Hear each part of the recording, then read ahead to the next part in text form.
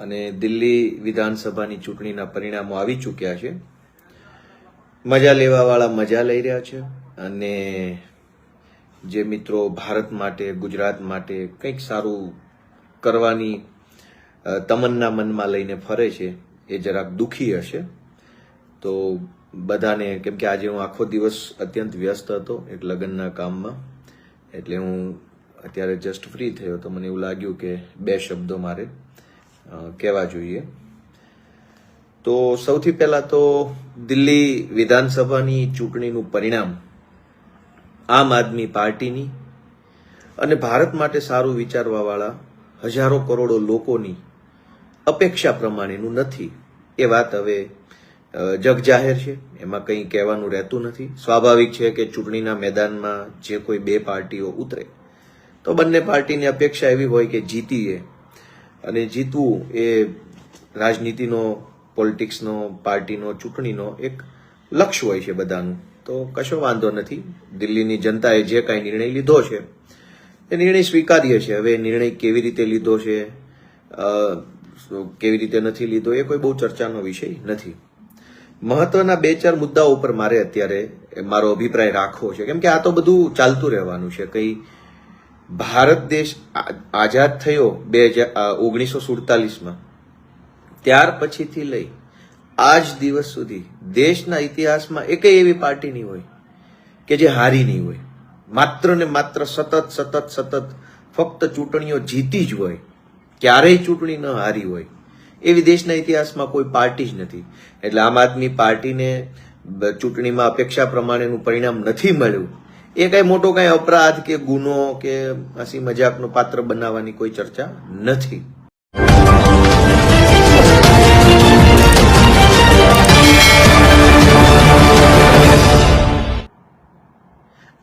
બે 2025ની વિધાનસભાની ચૂંટણી આમ આદમી પાર્ટી દિલ્હીમાં અપેક્ષિત પરિણામ ન આવ્યું એટલે હવે ભાજપના લુખાઓ એવું કહે છે કે હવે આવી જાઓ અમારી પાર્ટી. ધારો કે આપણે આમ આદમી પાર્ટીમાં ન હોત તો આજ ભાજપના લુખ્ખા ગુંડાઓ આપણો શું ભાવ પૂછતા, આપણો ફોન ઉપાડતા, આપણને ભાઈ સાહેબ બાપા કરતા, આપણને હાથ જોડતા, આપણી પાછળ ફરતા, આપણને કીડા મકોડા કરતા પણ ખરાબ રીતે સમજતા, અને એમ જ સમજે છે હજુ પણ.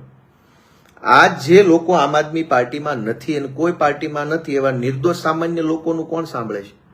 સુરતમાં પેલો કેદાર નામનો છોકરો ભાજપની મ્યુનિસિપલ કોર્પોરેશનના કારણે ખાડામાં પડી ગયો, મૃત્યુ થઈ ગયું.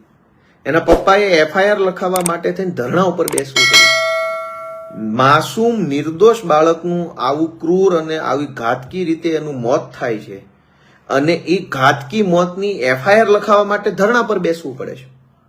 અને બીજી બાજુ એક એવો જ સામાન્ય માણસ, કેદારના પપ્પા જેવો કોઈ સામાન્ય આમ માણસ, જેની કોઈ બહુ મોટી ઓળખાણ નથી, કાંઈ મોટું એનું નેટવર્ક નથી, મોટો અનુભવ નથી, એવો કેદારના પપ્પા જેવો એક સામાન્ય માણસ આમ આદમી પાર્ટીમાંથી નગરપાલિકાનું ફોર્મ ભરે તો ભાજપનો જિલ્લા પ્રમુખ, ભાજપનો પ્રભારી, ભાજપના બીજા ત્રીજા હોદ્દેદારો, APMCના ભાજપનો ધારાસભ્ય, કેટલાય માણસો એની પાછળ ફરે છે. એના ઘરે જાય, પપ્પાને મળે, કાકાને મળે, બાને મળે. આ શું બતાવે છે કે અરવિંદ કેજરીવાલ છે, આમ આદમી પાર્ટી છે, તો આપણા જેવા સામાન્ય માણસોનો ભાવ પૂછે છે, બાકી આ લોકો કોઈનો ભાવ નથી પૂછે.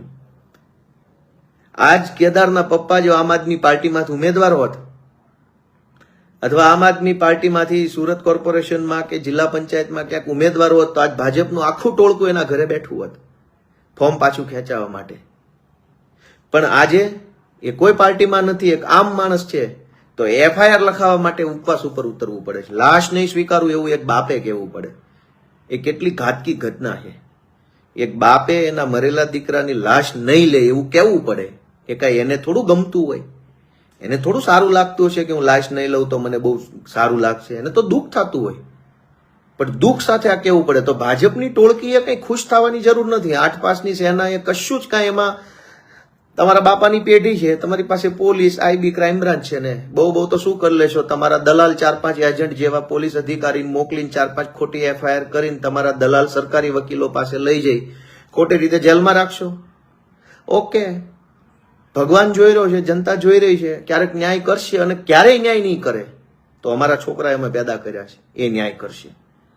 અમે એમનામ નથી. 8 પાસની ટોળકી જે મોદીના ખોળામાં બેસીને હંબો કરવા વાળા અમે નથી. અમે અમારી છાતી ઉપર હાથ રાખી અને આમ દિલથી કામ કરવા વાળા માણસો છીએ. અમે એવા કાયર માણસો નથી. એટલે મારી બધાને એ વિનંતી છે કે આજ કેટલાક ઉમેદવારો છે આમ આદમી પાર્ટીમાં, કાર્યકર્તાઓ છે, અને હવે ભાજપની ટોળકી આવી જાઓ મારી પાર્ટીમાં. આમ આદમી પાર્ટીમાં જે માણસ કામ કરે છે, ઉમેદવાર છે અથવા ચૂંટાયેલો માણસ છે, એના માટે જેટલી ગંભીરતા, એના માટે જેટલી ઓફર કરો છો એટલી સામાન્ય નાગરિક માટે કેમ નથી? દાહોદની અંદર આદિવાસી સમાજના એક ભાઈએ આત્મહત્યા કરી લીધી. શું કામ? એ ભાઈની દીકરીને કેન્દ્ર સરકારની પોસ્ટ વિભાગમાં નોકરી લાગી, અને નોકરી લાગી એટલે એને આદિજાતિનો દાખલો, આદિવાસી છે એવો દાખલો અંગ્રેજીમાં જોતો હતો. જનરલી ગુજરાત સરકારમાં ગુજરાતીમાં દાખલા નીકળતા હોય છે, અંગ્રેજીમાં જોઈતો હોય તો અલગથી માગવો પડે છે. એ અંગ્રેજીમાં દાખલો ન કાઢી દીધો, ધક્કા ખવડાવ્યા. છોકરીના બાપાને ચિંતા થઈ કે મારી દીકરીને નોકરી તો મળી છે, પણ હું દાખલો જો સમયસર રજૂ નહીં કરું 15 દિવસની મર્યાદામાં તો મારી દીકરીને નોકરી વહી જશે. એ ચિંતામાં માણસે આત્મહત્યા કરી લીધી, દવા પી ગયા અને એનું મોત થઈ ગયું. જાઓ ને ભાજપ વાળા, દીકરીના બાપ મરી ગયા છે, એની પાસે જાઓ ને 10-15 જિલ્લા પ્રમુખો, ધારાસભ્યોને, એને સમજાવો ને. જેટલી કોશિશ આમ આદમી પાર્ટીના ઉમેદવારનું ફોર્મ પાછું ખેંચાવવામાં, ફોર્મ રદ કરાવવામાં કરો છો, એનાથી અડધી કોશિશ એ દીકરીના બાપને જઈને મળો, એને ટાઈમે દાખલા કઢાવી દો. તો લડાઈ પૂરી નથી થઈ ગઈ. આમ આદમી પાર્ટી દિલ્હીમાં હારી ગઈ એના કારણે કઈ જે દીકરીના બાપે આત્મહત્યા કરી છે એને ન્યાય મળી ગયો? કેદારને ન્યાય મળી ગયો? જે કેદારનું ઘાતકી મોત કરવામાં આવ્યું છે ભાજપ દ્વારા, એને ન્યાય મળી ગયો? જ્યાં સુધી ગુજરાતના એક માણસને, એક વ્યક્તિને ન્યાય નહીં મળે ત્યાં સુધી આમ આદમી પાર્ટી આ દેશમાંથી ખતમ નથી થવાની, કેમ કે ન્યાય માટેની પાર્ટી છે. જ્યાં સુધી એક બાળકને સારું શિક્ષણ નહીં મળે ત્યાં સુધી આમ આદમી પાર્ટીને કંઈ થવાનું નથી. તમે અમારા વિચારને જેલમાં નહીં પૂરી શકો, તમે અમને માનસિક ત્રાસ આપી શકશો, તમે અમારા ફેમિલીને, અને હવે બધાને સમજાવી દીધા છે, કહી રાખ્યું છે કે 2-4 વર્ષ આપણે સહન કરવાનું છે બધા જ પ્રકારનો ત્રાસ, તકલીફો. પણ યાદ રાખજો કે જે ડરે નહીં, જે દબાય નહીં, જે થાકે નહીં, જે હારે નહીં, જે કંટાળે નહીં, એ માણસને ઈશ્વર અને જનતા બંને એક સમયે તક આપે છે.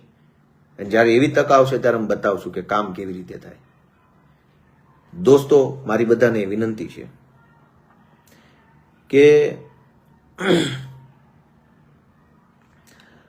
દિલ્હીમાં આમ આદમી પાર્ટીની સરકાર જે અપેક્ષા હતી એ નથી આવી, પણ એનો મતલબ એવો નથી કે આપણે આપણો સંઘર્ષ છોડી દઈએ. આપણે અહીંયા કઈ નેતા બની જવા માટે તો આવ્યા નતા. આજે આપણે ભાજપની ટોળકી તો એવું કહે છે કે ભાઈ તમારું બધું ખતમ થઈ ગયું. અરે ભાજપના 8 પાસોને ટોળકીને મારે સમજાવવાનું છે શું ખતમ થઈ ગયું. મને ટીવીમાંથી 4-5 જણાના ફોન આવ્યા કે હવે તો તમારું બધું પૂરું થઈ ગયું. એટલે આજે હું એટલો બધો આખો દિવસ વ્યસ્ત હતો સામાજિક કામમાં કે કોઈ ક્યાંય ટીવીમાં કાંઈ વિડીયો બનાવીને જવાબ આપી શકું એમ નહોતો. એટલે મેં લાઈવનું નક્કી કર્યું કે રાત્રે મોડો ફ્રી થઈશ તો પછી હું રાત્રે લાઈવ કરીશ એમ. આમાં એક ભાજપનો એક લુખેશ છે, એનું નામ લખ્યું છે ધનેશ વિઠાણી.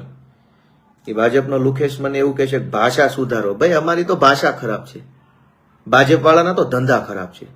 દીકરીઓની પરેડ કાઢી, સરઘસ કાઢ્યું અમરેલીમાં, જાઓ એને જઈને સલાહ આપો. અમારી તો ભાષા ખરાબ છે, અમે તો ગામડાના દેશી માણસ છે, અમારા બાપ દાદા થોડા કઈ ભાજપ વાળાની જેમ મોટા નેતા મુખ્યમંત્રીઓ હતા, અમારી ભાષા સારી હોય.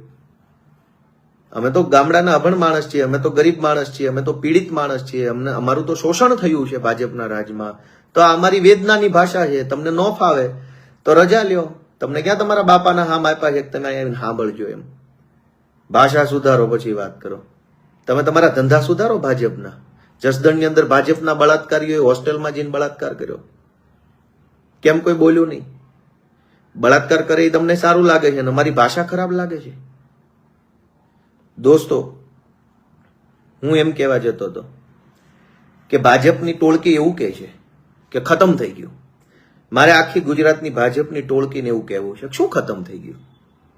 હું મારી વાત કરું, હું ગોપાલ ઇટાલિયા, ભાવનગર જિલ્લાના ઉમરાળા તાલુકાના ટીંબી જેવા નાનકડા ગામની અંદર ઉછરેલો માણસ, ધૂળના ઢેફા સાથે ઉછરેલો માણસ, ગામના ખેતરોમાં ફરતા, રખડતા, ખેતીવાડીમાં કામ આપતા, એક સાવ સામાન્યમાં પણ સામાન્ય કહી શકાય એવા પરિવારનો ધૂળ ઢેફા સાથે રમતો માણસ આમ આદમી પાર્ટીના કારણે, ગુજરાતની જનતાના પ્રેમના કારણે અને કેજરીવાલ સાહેબના માર્ગદર્શનના કારણે આજ ગુજરાતમાં એક નાની એવી જગ્યાએ પહોંચ્યો છે. આજ હું શું ખતમ થઈ જાય છે? અમે તો આવ્યા જ ઢેફામાંથી છીએ, અમે તો આવ્યા જ ધૂળમાંથી છીએ, અમે તો ખેતરોમાંથી અહીંયા પહોંચ્યા છે. અમારે ક્યાં અમારા બાપ દાદાની પેઢીઓ હતી? અમારે ક્યાં અમારા બાપ દાદા સીએમ કે મુખ્યમંત્રી, મંત્રી, ધારાસભ્યો હતા કે અમારું બધું ખતમ થઈ જાય? ક્યાં અમારા મોટા મહેલો હતા? ક્યાં અમારી બધી પંચાયત હાલતી હતી? શું હતું? કઈ હતું નહીં. આજે કઈ છે નહીં. ખતમ તો ભાજપ વાળાના તાનાશાહીના મહેલો ખતમ થવાના છે. ગુજરાતનો આમ આદમી જાગશે ને જે દિવસે, એનો આત્મા જાગશે ને તે દી આ ભાજપની આઠપાસની ટોળકી ખતમ થઈ જવાની છે. અમને શું ખતમ કરવાના? અમારી પાસે શું હતું અને હાલમાં શું છે? અરવિંદ કેજરીવાલ શું હતા તો ખતમ થઈ જશે. ઇન્કમ ટેક્સની નોકરી કરતા હતા, સામે ચાલીને રાજીનામું મૂકી દીધું નોકરીમાંથી. રાજીનામું મૂકી અને દિલ્હીની ઝુંપડપટ્ટી વિસ્તારમાં વર્ષો સુધી નાના માણસોની, ગરીબ માણસોની સેવા કરી અને એ જ ગરીબ માણસો એને સીએમ બનાવ્યા. આજે નથી હવે સીએમ, તો એમાં શું લૂંટાઈ ગયું? શું ખતમ થઈ ગયું? શું ખૂટી ગયું? શું બરબાદ થઈ ગયું? કઈ હતું જ નહીં. જનતાએ જ પ્રેમ આપીને અહીંયા પહોંચાડ્યા છે. અમારી પાસે કઈ, અમે દિલ્હીમાં આમ આદમી કેજરીવાલ સાહેબની સામે જીત્યા છે. ભાઈ પ્રવેશ વર્મા, એના બાપા મુખ્યમંત્રી હતા. કેજરીવાલના બાપા થોડા મુખ્યમંત્રી છે. મારા બાપા ક્યાં મુખ્યમંત્રી છે? ઈશુદાનભાઈના ફાધર નથી. અમે તો છીએ જ ગરીબ માણસો, આમ માણસો, છેવાડાના ગામડામાંથી સંઘર્ષથી આવતા માણસો છીએ. અમારું કાંઈ લૂંટાઈ નથી ગયું અને કંઈ લૂંટાઈ નથી જવાનું, કેમ કે કંઈ છે જ નહીં. અમારી પાસે જે છે એ માત્ર ને માત્ર એક સપનું છે. શું સપનું છે? કે ગુજરાતને શિક્ષણની દિશામાં આગળ લઈ જવું છે. ગુજરાતમાંથી તાનાશાહી દૂર કરવી છે. ગુજરાતમાંથી ભાજપના ગુંડાઓ, જે ગલીએ ગલીએ ગુંડાઓ ફેલાયેલા છે, એ ગુંડાઓ નાબૂદ કરવા. એ સપનું છે. સપનું મળતું નથી. અમે મરી જઈશું, અમને તમે મારી શકશો, સપના નહીં મારી શકાય. એટલે મારે એટલું જ બધાને કહેવાની વિનંતી છે કે કેજરીવાલ સાહેબ જે કાંઈ પણ કરી રહ્યા છે, આપણે એમાં સાથ આપીએ, સહયોગ આપીએ. અને કેજરીવાલ સાહેબ આમ આદમી પાર્ટી ન હોત તો આજ ભાજપ વાળા શું કામ આપણને ફોન કરે કે હવે તમારી પાર્ટી નથી હાલવાની, આવી જાઓ અમારી પાર્ટીમાં? એક વખત વિચારો, જે લોકોને ભાજપના ગુંડાઓ ફોન કરે છે એ માણસ વિચારે કે તમે આમ આદમી પાર્ટીમાં ન હોત તો તમને કોનો ફોન આવે? ફોન આવે તો નહીં, તમે ધારાસભ્યને ફોન કરતા તો કોઈ તમારો ફોન ના ઉપાડતું. કરો, આજે ભાજપના ધારાસભ્યો 170 કરતા વધુ છે જ. કરો ફોન. સરકારી અનાજની દુકાને અનાજ ન મળતો હોય કરો ફોન. મામલતદાર ઓફિસે ધક્કા ખવડાવતા હોય કરો ફોન. તમારા ગામમાં પંચાયતમાં તલાટી મંત્રી ટાઈમે ન આવતા હોય કરો ફોન.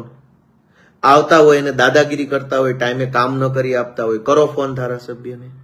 જીબી વાળા માથાકૂટ કરતા હોય, હેરાન કરતા હોય, ખોટા બિલ આપતા હોય, ખોટા કેસ કરતા હોય કરો ફોન. પોલીસ વાળા સાચા માણસની એફઆઈઆર ન લખતા હોય કરો ફોન ભાજપ વાળાને. ખોટી એફઆઈઆર લખીને હેરાન કરતા હોય કરો ફોન ભાજપ વાળાને. આપણે ફોન કરીએ તો પણ આપણો કોઈ ફોન ઉપાડે એમ નથી. સારા પ્રતાપ છે આમ આદમી પાર્ટીના, આપણે છીએ એટલે તો આપણને ફોન કરે છે ભાજપ વાળા કે હવે તમારી પાર્ટીમાં નહીં ચાલે, આવી જવામાં. અને અહીં શું બનવા આવ્યા હતા? ધારો કે હવે આમ આદમી પાર્ટી દાખલા તરીકે ભાજપના લુખાઓ કે એ પ્રમાણે ધારો કે નહીં ચાલે, તો ઓકે નહીં ચાલે, તો શું અહીંયા શું બાપાની પેઢી છે લૂંટાઈ ગઈ? તો શું બાપાની પેઢી શું હતી ને લૂંટાઈ ગઈ એટલે હવે મારે પાછું બીજે જવાનું અને આમાં રહેવાનું જ તે અને આ બનવાનું જ તે, એવું ક્યાં લખેલું છે? અહીંયા તો આવ્યા જ તા કંઈક કરવા માટે, અને કંઈક સારું કામ કરવાનો રસ્તો આપણે રાજનીતિ જરૂર પકડ્યો છે, પણ કોઈ પણ ભોગે આમ તેમ પાર્ટી બદલીને કંઈક બની જ જવું એવું સપનું લઈને નથી આવ્યા. આપણી પાર્ટી મોટી કરશું, આપણી પાર્ટી મજબૂત બનાવીશું. આ સંઘર્ષનો સમય છે, મુશ્કેલ સમય છે, આમાં ટકી રહીશું. આપણે આપણી જાતને પ્રૂવ કરશું, સાબિત કરશું કે અમે લાયક છીએ. પરીક્ષા આપશું. આ આપણી પરીક્ષા છે. પરીક્ષા આપ્યા વગર કેવી રીતે ખબર પડે કે તમે સક્ષમ છો કે નહીં? તો આ આપણી પરીક્ષા છે. આજ ખરેખર સમય તો ક્યારેય સારોય નથી હોતો ને ક્યારેય ખરાબય નથી હોતો. સમય હોય છે. પણ ચર્ચા કરવા ખાતર જો કહીએ તો ધારો કે આજ થોડોક સમય ગૂંચવણ ભર્યો, મૂંઝવણ ભર્યો, મનોબળ ડગાવી નાખે એવો છે, ત્યારે જ તો માણસની પરીક્ષા છે કે તમે એક મોટું કામ કરી શકો એવું હજરબમ મનોબળના માણસ છો કે નહીં. એ પરીક્ષા અત્યારે છે. તમારે સરકારમાં બેસવું છે, ધારાસભ્ય બનવું છે, પણ ગમે ત્યાંથી ગમે તેમ કુદાકૂદ કરીને બની જવું છે, તેઓ મામૂલી ધારાસભ્ય બનવાનો કોઈ મતલબ નથી. પણ ગુજરાતની જનતા ઉપર બેઠેલો ઈશ્વર, તમારી આસપાસની દુનિયામાં રહેલા માણસો, આપણા કુટુંબના, સગા વાલા મિત્રો, મારા કોલેજ સમયના, સ્કૂલ સમયના મિત્રો તે વોટ્સએપ ગ્રુપમાં ખૂબ મજાક ઉડાવે છે મારી. કઈ વાંધો નહીં, ભગવાન એને સુખી રાખે. હવે બધા મિત્રો મોસ્ટ ઓફ લોકો તો સરકારી નોકરી કરે છે, એટલે મેં એને કીધું એન્જોય, મજા કરો ભાઈ. મેં સંઘર્ષનો રસ્તો પકડ્યો છે. મેં જાણીને, જોઈને, વિચારીને, કેજરીવાલ સાહેબે, ઈશુદાનભાઈએ, મનોજ સોરઠિયાએ, રામ ધડુકે, તમામ આગેવાનોએ જાણીને, જોઈને, વિચારીને, સમજીને સંઘર્ષનો રસ્તો પકડ્યો છે. તમે અમારી મજાક ઉડાવો, કેમ કે તમે તો સરકારી નોકરી છે, પગાર આવે છે દર મહિને 1 તારીખે ખાતામાં, તમને શું ફરક પડવાનો છે દેશનું સારું થાય છે કે નથી થતું? એ ચિંતા અમારી છે. દેશના નાનામાં નાના માણસની પીડાને અવાજ આપવાની ચિંતા અમારી છે, કેમ કે અમે એ રસ્તો સમજી વિચારીને પકડ્યો. એટલે તમે અમારા સંઘર્ષની મજાક ઉડાવો, નો ઇશ્યુ, નો પ્રોબ્લેમ, કઈ વાંધો નહીં, ભગવાન તમને સુખી રાખે, એમાં અમારે ક્યાં કઈ બોલવાનું છે. તો દોસ્તો, આ પરીક્ષા છે, અને જે માણસ પરીક્ષા પાસ નથી કરવાનો એને કશું કાંઈ જીવનમાં તંબુરોય મળવાનો નથી. એટલે આજ ભાજપનો ફોન આવે કે ચલો અમારી પાર્ટીમાં આમ આપી દઉં તેમ, પરીક્ષા પાસ કર્યા વગર. અને આ પરીક્ષા પાર્ટીઓ નથી લઈ રહી, ભાજપ કે આપ કે કોઈ પાર્ટી નથી લઈ રહી. આ પરીક્ષા પરિસ્થિતિ લઈ રહી છે, આ પરીક્ષા જનતા લઈ રહી છે, આ પરીક્ષા ઈશ્વર લઈ રહ્યો છે.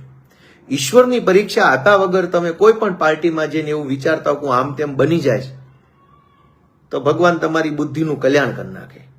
આ પરીક્ષા છે, આ પરીક્ષા આપવાની છે, અને બધાએ આપેલી છે, જે આ પરીક્ષા આપશે. એટલે દોસ્તો, એટલું જ કહેવાનું છે કે પરીક્ષા આપવાની છે આપણે બધાએ. આપણી ક્ષમતા કેટલી છે, આપણું મનોબળ કેટલું છે, આપણો આત્મવિશ્વાસ કેટલો છે, આપણી ધીરજ કેટલી છે, આપણો સંયમ કેટલો છે, આપણું લક્ષ્ય કેટલું મોટું છે, આપણું સપનું કેટલું સક્ષમ છે, એ બધી જ વસ્તુઓની પરીક્ષા છે. અને આપણે, મેં કીધું એમ, ભાજપની જેવા જાનવરો નથી. એટલે આપણે માણસ છીએ, આપણને દુઃખ લાગે, આઘાત લાગે, મનોબળ ડગી જાય તો ઓકે ને, 15 દિવસ, 20 દિવસ, મહિનો, 1.5 મહિનો થોડુંક રિલેક્સ થઈ જવાનું, થોડુંક ફેમિલીમાં આપણે ફેમિલી સાથે ટાઈમ સ્પેન્ડ કરીએ, થોડોક બિઝનેસમાં ટાઈમ સ્પેન્ડ કરીએ, મનગમતી પ્રવૃત્તિ કરીએ, ફિલ્મ જોઈએ, બુક વાંચીએ, ગેમ રમીએ, ફરવા વયા જઈએ નદી કાંઠે, દરિયા કાંઠે, ઇટ્સ ઓકે. થોડાક રિલેક્સ થઈ જવાનું માઇન્ડ, કેમ કે આપણે માણસ છીએ, આપણે ભાજપ જેવા જાનવરો નથી કે આપણને કોઈ ફરક જ ન પડે. એટલે દોસ્તો, મારું એ કહેવાનું છે, થોડાક રિલેક્સ થઈ જાઓ, આપણને ફરક પડતો